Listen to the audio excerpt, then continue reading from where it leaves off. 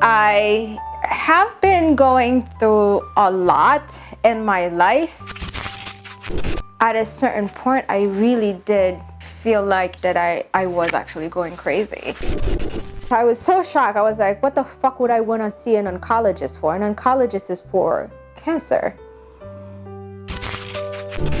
This guy was seeing for 3 weeks. I ended up getting pregnant by him, which I was on birth control.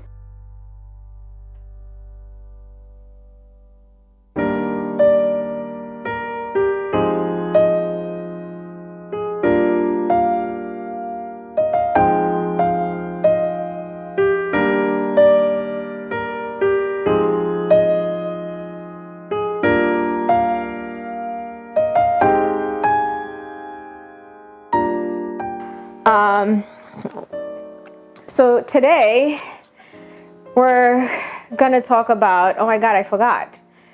Brooklyn. Oh well, yes, we're gonna talk about living in Brooklyn. Brooklyn, being single and living in Brooklyn. Oh God, I still can't believe at 36 I'm still fucking single. It's just unbelievable. But anyway, I love Brooklyn. I really do. And I thought about moving to so many places, especially North Carolina. I really was thinking about North Carolina and San Francisco. But of course, I can afford San Francisco. And I can't afford living in Brooklyn because it's so expensive. But there's so much to do. There's so much culture. And again, being born and raised in Haiti, like there's such a big population of Haitians. And not just Haitians, of course, but just like West Indies. It just, there's something about Brooklyn that makes you feel at home. I've never lived anywhere else since I moved here in 1999.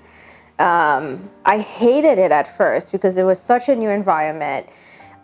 Snow and going to school. I went to one of the worst high school in Brooklyn, Tilden High, if anybody remembers.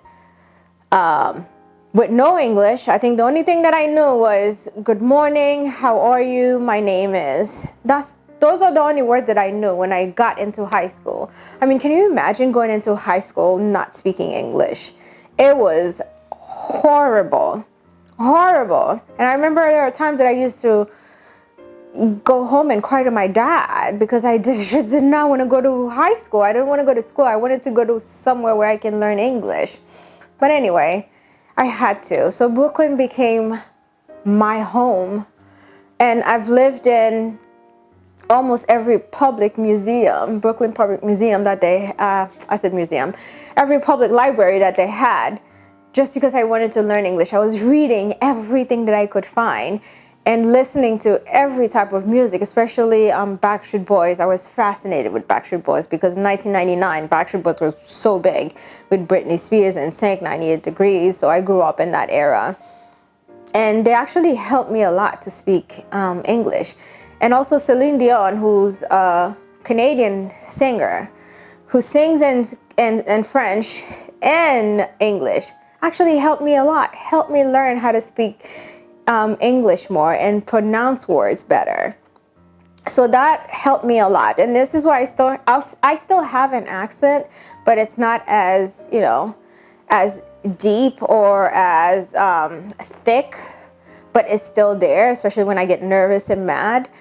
But when I tell you Brooklyn has been such a big part of me that a lot of times when I think about moving, it's very hard. The only thing about it is just how expensive it has become in the past few years. And as a single woman, it's very hard. I paid $1,700 for a little tiny bedroom that is in the project currently. Literally in the project, or they used to call it the project. And it's owned by a private company now, so it's not really a project anymore, but technically it still is. $1,700. And it's so much more than my salary than I make. But anyway, I just wanted you guys to know all of this because Brooklyn is Brooklyn. There's nothing like it. I would not want to live anywhere else. because it's such a beautiful place, and we can learn so much. There's so much diversity. There's so much life. There's so much love. There's so much community. There's so much that you can do, especially in the summer. But of course, COVID really ruined that for us. But we still manage anyway. I was able to go to the Brooklyn Museum recently, and I enjoyed it so much that I took pictures of everything that I saw. Everything, because they were so beautiful, and it feels like it's been such a while. I'm a big museum freak. I love to go to the museum. I enjoy seeing things that are so foreign, things that I've never seen before, like it's new. Like I love that. I mean, if you have a chance to move to Brooklyn just to get the experience of it, I would suggest you do so, because everything you see here, you don't get it anywhere else, to be honest. That's the best place to be. You make so much friends. You create your own family. It's just, I just love it. I just love it. And I wouldn't want to be anywhere else but Brooklyn. So come visit Brooklyn whenever you can, because this is where the life is. This is where the party is. This is where you meet people that you never thought you would meet. You might even meet me. How about that?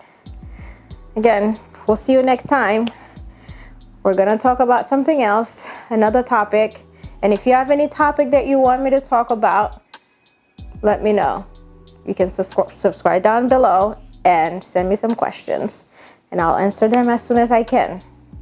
Like I always said at the end of every episode, peace and love.